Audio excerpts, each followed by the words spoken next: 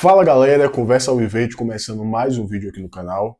Hoje para a gente conversar ou tentar conversar da partida entre Palmeiras e Fluminense, jogo válido pela 23ª rodada do Campeonato Brasileiro de 2023.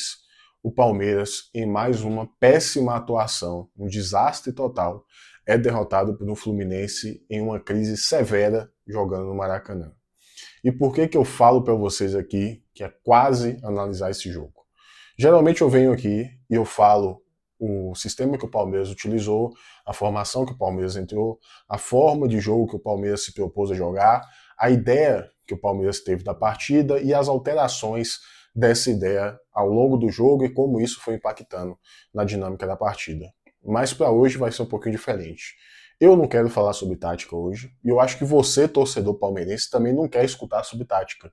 Não quer escutar sobre o sistema que o Palmeiras utilizou, não quer escutar sobre a forma de marcação errada que o Palmeiras adotou, não quer escutar sobre as decisões questionáveis de postura do Palmeiras ao longo do jogo. Eu acho que você não quer escutar isso e eu também não quero falar sobre isso. Eu acho que a partir do momento em que o time é dominado por um Fluminense completamente em crise, que demitiu o treinador há 2 dias atrás, eu acho que o ponto principal aqui deixa de ser simplesmente a partida de hoje e passa a ser uma análise do trabalho e do desempenho de Abel Ferreira à frente do comando do Palmeiras e do desempenho, consequentemente, do time do Palmeiras sob o comando de Abel Ferreira. Gente, o trabalho de Abel são praticamente 6 anos à frente do Palmeiras. Abel Ferreira assumiu o Palmeiras ali pós-Luxemburgo em 2020 e desde então aí está à frente do comando técnico do Palmeiras. São 6 anos de um trabalho. 6 anos que até 2022 estava assim. O Palmeiras estava em uma ascendente. 2020 ganhou muitos títulos ali que disputou, só não ganhou o Brasileiro e o Mundial de Clubes, mas Libertadores, Copa do Brasil e Paulista ganhou. Oscilou ali no começo de 21, né, que na verdade não foi nem tão no começo assim, já que algumas competições de 20 terminaram no começo de 21, mas no começo da temporada de 2021, o Palmeiras oscilou em alguns momentos ali, caiu para o CRB e tudo mais, não fez um campeonato brasileiro que conseguisse competir com o Atlético Mineiro, perdeu o Paulista para o São Paulo, mas no final do ano foi recompensado ali, o trabalho rendeu o título mais importante da temporada, que foi o título da Libertadores 2021 sobre o Flamengo. Em 2022, do meu ponto de vista, o Palmeiras atingiu o seu ápice técnico, o ápice tático. Eu acho que é um dos melhores times do Palmeiras que eu já vi, se não o melhor. O time de 2022 do Palmeiras parecia que tudo funcionava. Era um time muito difícil de ser batido. Era um time muito difícil de levar gol. Era um time que você assistindo os jogos te passava a confiança que aquele time ia ganhar a partida. Não importa contra quem seja, o time ia ganhar a partida. Por mais que tenha perdido a Copa do Brasil para o São Paulo, tenha sido eliminado a Copa do Brasil pelo São Paulo, e tenha sido eliminado na Libertadores para o Atlético Paranaense, muito mais ali por conta de alguns erros individuais, como a expulsão absurda de Murilo. Absurda não do ponto de vista da arbitragem, absurda do ponto de vista da decisão de Murilo de fazer uma falta daquela no meio de campo e de um gol perdido praticamente debaixo do gol por Flaco Lopes na Arena da Baixada. Isso aí acabaram custando a eliminação do Palmeiras naquela temporada que eu vejo como o time mais sólido do Palmeiras aí da era Abel Ferreira e talvez o Palmeiras mais sólido do século. E aí, de 2022 em diante, aquele gráfico que estava no ascendente parte para uma descendente. Em alguns momentos, nós acreditamos que era só uma questão de ajuste de peças e o Palmeiras voltaria aos trilhos ali, voltaria àquele futebol praticado ali de 2020 a 2022, que mostrava nitidamente uma evolução ali da continuidade do trabalho. O Palmeiras de 23, por mais que tenha ganhado o Paulista em cima do Água Santa e por mais que tenha ganhado o Campeonato Brasileiro, muito mais no demérito do Botafogo, que liderava o campeonato com ampla vantagem, do que propriamente dito por mérito do Palmeiras, por mais que tenha esse título, o time de 2023 já apresentava um futebol muito pobre. muito pobre, era um Palmeiras ali com pouquíssima inspiração, era um Palmeiras com sistema de marcação defasado, era um Palmeiras que não passava confiança nenhuma jogo a jogo para o seu torcedor. 2024, a gente viveu ali um déjà vu de 2023, mas agravado pela questão que nós não ganhamos o Campeonato Brasileiro. Nós ganhamos o Campeonato Paulista em cima do Santos, mas nós não conseguimos conquistar o Campeonato Brasileiro, que aí sim o Botafogo se tornou campeão.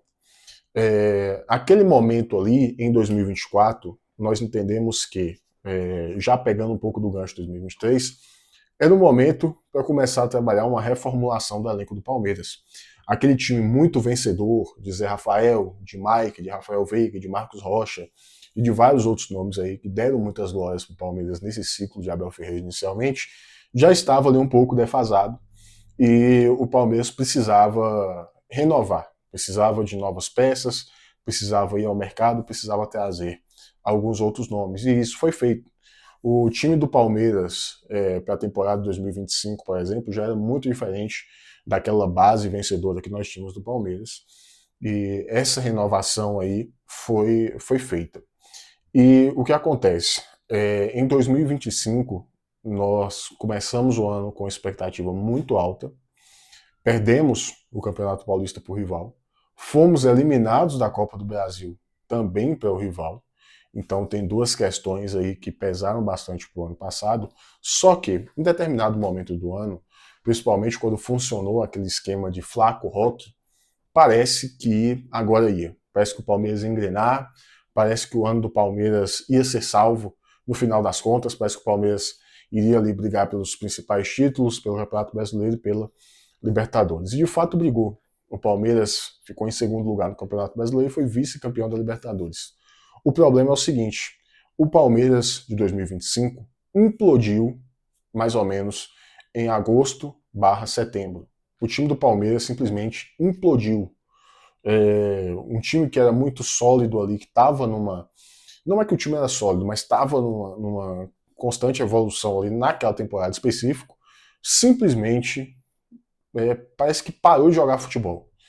Os resultados não vinham, perdiam jogos bestas. A própria virada heróica da LDU provém ali de um primeiro jogo, que é um jogo completamente atípico do Palmeiras. O Palmeiras foi completamente dominado pelaquela LDU no primeiro jogo daquela eliminatória, e aí sim, em São Paulo, meio ali na base do empurrão da galera, do empurrão da torcida, da vontade do time, conseguiu virar aquela partida e foi para a final e fez uma péssima final, mesmo que tenha ali asteriscos de arbitragem, né, principalmente com a não expulsão de um atleta do Flamengo, o Palmeiras fez uma péssima final. Praticamente não criou nada, praticamente não incomodou o Flamengo. E o que nós estamos vendo nessa temporada é uma reprise na temporada de 2025. 2024, o Palmeiras também nesse período do ano aí, de agosto, setembro ali aproximadamente, o Palmeiras já estava eliminado de Libertadores, de Copa do Brasil, e só sobrou o brasileiro para brigar, e mesmo assim era muito difícil. 2025 foi o que eu acabei de analisar, e 2026 o Palmeiras parece que repete a mesma fórmula aí dos últimos fracassos dos últimos anos. O Palmeiras ainda está vivo na Libertadores? Até quarta tá. Não sei se vai estar depois disso, mas por enquanto tá. Tá vivo na Copa do Brasil? Até enfrentar o Santos tá. Não sei se vai estar depois disso, mas até o momento tá. É líder do Brasileiro? Até quando eu estou gravando esse vídeo, sim. Não sei até quando isso vai continuar. Porque a tendência desse time nas últimas temporadas é, nessa fase do ano, simplesmente implodir e jogar o ano pelo ralo. E a questão é a seguinte, um trabalho longo, 6 anos de trabalho, não dá margem ali mais, não dá mais espaço para você cometer os mesmos erros por temporadas consecutivas. Com 6 anos de comando técnico de um clube, você tem que ter o discernimento em entender onde você errou nas temporadas passadas, onde você fracassou nas conquistas de títulos e onde você pode trabalhar para você evitar que isso aconteça novamente. Só que nós estamos vendo os mesmos erros sendo cometidos ano a ano, temporada a temporada, e tem gente passando pano. Abel toma péssimas escolhas no comando técnico do Palmeiras. péssimas escolhas e que muitas vezes são completamente injustificáveis. Escolhas de alterações de formação, de alterações de atleta, de alterações de forma de jogar, de postura dentro da partida, que são coisas inexplicáveis. Inexplicáveis. Com 6 anos de trabalho, o Palmeiras tinha que ter uma formação para você bater o olho e falar: esse é o Palmeiras de Abel Ferreira. É dessa forma que o Palmeiras joga, é essa tática que o Palmeiras joga. Ah, o Palmeiras joga na ligação direta. Ah, o Palmeiras agora joga no toque curto. Ah, o Palmeiras joga no 4-4-2. Ah, o Palmeiras joga no 3-5-2. Ah, o Palmeiras joga no 4-3-3. Isso não pode acontecer, gente. Isso não pode acontecer. Você pega um trabalho longo, você pega o trabalho de Klopp no comando do Liverpool. Você batia o olho no Liverpool de Klopp, você sabia que o Liverpool ia jogar com 4-3-3, com 3 homens de marcação no meio de campo e um falso 9. Você sabia porque é a característica do trabalho. Você bate o olho no trabalho de Guardiola, você sabe como os times de Guardiola jogam. Porque trabalhos longos exigem uma característica definida. O Palmeiras de Abel Ferreira não tem característica definida. O Palmeiras de Abel Ferreira não tem padrão. O Palmeiras de Abel Ferreira parece que toda rodada, toda nova partida é uma tática diferente, é uma ideia diferente, é uma forma de jogar diferente. Não existe time que se adapta a isso. O Palmeiras funcionou em determinado momento dessa temporada com o Evangelista de titular e Andrés um pouco mais à frente. Pós-Copa do Mundo, o que Abel Ferreira faz? Muda tudo. Muda tudo. A forma do Palmeiras jogar era uma, a forma do Palmeiras jogar pós-Copa agora é outra, completamente diferente. É um sistema que já foi testado em outras temporadas e não funcionou. E ele insiste, mais uma vez, nesse sistema. Por mais que hoje tenha entrado com uma formação diferente ali no papel, no desenho, o esquema de marcação, o sistema de marcação e principalmente a postura do time foi muito semelhante. O Palmeiras abriu mão hoje dos 3 zagueiros, entrou num 4-4-2 ali mais tradicional e mesmo assim foi dominado pelo Fluminense. E uma outra questão que me incomoda bastante e que eu acho que trabalhos longos não permitem esse tipo de coisa é as ideias equivocadas de Abel Ferreira ao longo da partida. Tem partidas que é óbvio, é visível que determinado jogador não está bem ou que determinado sistema não está funcionando e ele demora para perceber isso, demora para corrigir, demora para alterar o atleta. Outro problema, em determinadas partidas, o time precisa avançar um pouco mais, precisa marcar um pouco mais em cima, precisa incomodar um pouco mais o adversário, precisa ter um pouco a bola para parar de tomar pressão, ele simplesmente aceita tomar pressão até o time levar o gol. Quanto o Fluminense hoje, estava claro que o Palmeiras ia levar o gol. Quando fez 1-0 e recuou e deixou o Fluminense dominar a partida, estava claro, óbvio que o Palmeiras ia tomar o gol de empate. Eu não imaginava que fosse ser tão ruim quanto foi. Eu não imaginava que o Palmeiras fosse tomar uma virada nos acréscimos com um gol de Germancano com, sei lá, 68 anos, pô. Eu não imaginava isso. Eu não imaginava que ia ser tão ruim quanto foi. Mas, infelizmente, isso aí é o padrão do trabalho de Abel Ferreira à frente do Palmeiras. Desde 22 e 23, com um asterisco porque levou o brasileiro na incompetência do Botafogo, o trabalho de Abel Ferreira no comando do Palmeiras é isso aí. É um trabalho que ano a ano involui. É um trabalho que ano a ano piora. É um trabalho que os erros são repetidos toda temporada. E o besta do torcedor palmeirense, como eu sou um besta também, acredita que não, temporada que vem vai ser diferente. Aí vai lá no começo do ano, contrata um grande jogador ou outro grande jogador, e a gente pensa, não, agora vai. Aí o time começa mal, encontra uma forma de jogar, dá certo, até que em determinado momento o treinador e a comissão técnica decidem alterar a forma como o time está jogando, que vem funcionando, e começa a tudo dar errado. Essa é a dinâmica do Palmeiras, parece Chaves. Repetido. Todo episódio é a mesma coisa, toda temporada do Palmeiras é a mesma coisa. O Palmeiras está aí sei lá, um mês de estar fora de praticamente todas as competições e continuar nesse ritmo. O Fluminense não ganhava 8 jogos, conseguiu virar em cima do Palmeiras. O Cerro Porteño está se tornando um adversário difícil do Palmeiras. O Cerro que, anos atrás aí, a gente via como um time ali de nível muito inferior do Palmeiras. O Palmeiras nem vai fazer força para passar desse time. O Palmeiras tem dúvida se vai passar do Cerro. E é bem provável que não passe. Se jogar como jogou contra o Fluminense hoje, é bem provável que não passe. É bem provável que o Santos elimine o Palmeiras também na Copa do Brasil. Existe essa possibilidade. Aquela discrepância que muitos veículos de mídia informam que não, o Santos é um time muito limitado, o Palmeiras é um time muito melhor, não sei o quê, não sei o quê. Quem assiste o jogo do Palmeiras sabe. É provável que o Santos elimine o Palmeiras. Porque esse é o trabalho de Abel Ferreira no comando do Palmeiras. Esse é o trabalho de Abel Ferreira. É um trabalho que piora todo ano. É um trabalho que piora o Palmeiras. Aí troca tudo. Troca jogador, troca preparador, troca o que for necessário, troca gramado de estádio, joga em outro estádio. E mesmo assim o Palmeiras continua repetindo os mesmos erros. Gente, se tudo é alterado, se altera jogador, não funciona, se altera sistema, não funciona, talvez, o problema esteja em quem está comandando essas alterações. Talvez. É uma possibilidade. E precisa existir algum tipo de cobrança. Porque tudo acontece no Palmeiras, o Palmeiras perde jogo, toma virada, é eliminado por time mais fraco, e nada acontece. Nada no Palmeiras se abala. Nada. O Palmeiras continua vendo o péssimo trabalho que está sendo elaborado à frente dele como algo intocável, algo até ali, como eu posso dizer, sagrado de falar. Parece que não pode falar dentro do Palmeiras sobre o trabalho de Abel Ferreira.